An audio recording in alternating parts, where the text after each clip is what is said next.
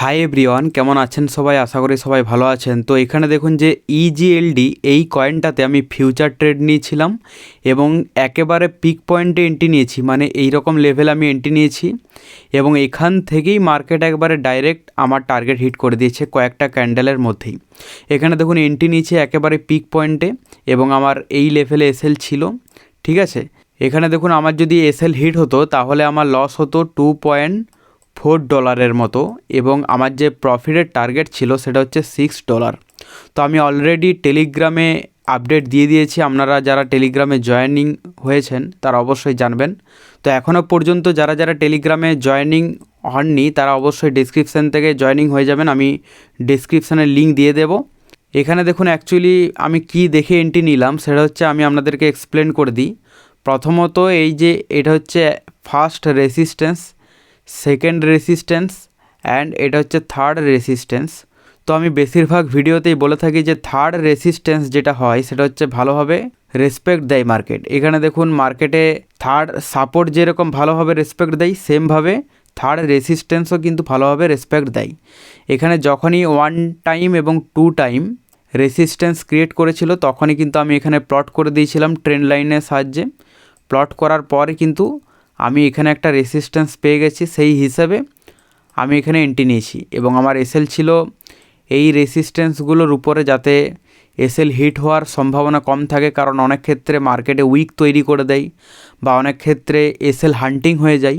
এই কারণের জন্য আমি একটু উপরে এসএল দিয়েছিলাম, কিন্তু আমার এন্ট্রি হওয়ার পর এখান থেকেই মার্কেট কিন্তু আমার সাইডে প্লে করেছে, মানে এখান থেকে আমার অপোজিটে কিন্তু যায়নি, ঠিক আছে। মানে এটাকে পিক পয়েন্ট এন্ট্রি বলা যায়। খুব ভালোভাবে এই ট্রেডটা মানে উইন হয়েছে। এখানে দেখতে পাচ্ছেন যে এন্ট্রি নিয়েছি, এন্ট্রি নেওয়ার পরই মার্কেট আমার সাইডে প্লে করেছে অ্যান্ড কিছুটা পুলব্যাক দিয়ে আবারও কিন্তু আমার টার্গেট হিট করে দিয়েছে। এবং এত দূর পর্যন্ত টার্গেটের কারণ হচ্ছে এখানে দেখুন নর্মালি সাপোর্ট আছে, সেই হিসাবেই কিন্তু আমি এখানে মোটামুটি টার্গেটের প্ল্যান করেছিলাম। এবং আমার বিশেষ করে বেশিরভাগ ট্রেডের যে রিস্ক রিয়ার্ড থাকে সেটা হচ্ছে 1:2.5 রিস্ক রিয়ার্ড।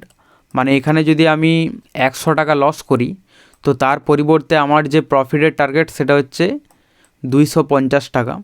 তো এটা হচ্ছে সবাইকার আলাদা আলাদা সেট আপ অনুযায়ী হয়ে থাকে। আপনার সেট আপে আপনাকে আগে ব্যাক টেস্ট করতে হবে, সেই হিসেবে আপনাকে দেখতে হবে যে আপনার সেট আপে কীরকম রিস্ক রিয়ার্ডে কাজ হয়। তো সেগুলো ব্যাক টেস্ট না করলে কিন্তু হবে না। আমি আমার সেট আপে ব্যাক টেস্ট করে দেখেছি, সেই হিসাবেই কিন্তু আমি 1:2.5 রিস্ক রিয়ার্ডে কাজ করি। তো এখানে দেখুন যে আমার টার্গেট হিট হয়ে যাওয়ার পর আবার এখান থেকেই মার্কেট উপরের সাইডে কিন্তু ঘুরে গিয়েছে, কারণ এখান থেকে আর নিচে যায়নি। নর্মালি এখানে সাপোর্ট অলরেডি অনেকবার দিয়ে দিয়েছিল, এই কারণের জন্য আমার পসিবিলিটি ছিল যে মার্কেট আরেকবার সাপোর্টের এখানে আসবে, দেন আপ সাইডে মোমেন্টাম দিতে পারে। এই কারণের জন্যই মোটামুটি সেই হিসাবেই প্রেডিকশন হিসাবেই কিন্তু কাজ করেছে। তো পরবর্তীতে আমি আবার যখন ট্রেড নেব অবশ্যই আমি আপনাদেরকে entry, SL, target everything share করার চেষ্টা করব। তার জন্য চ্যানেলটিকে সাবস্ক্রাইব করে রাখতে ভুলবেন না।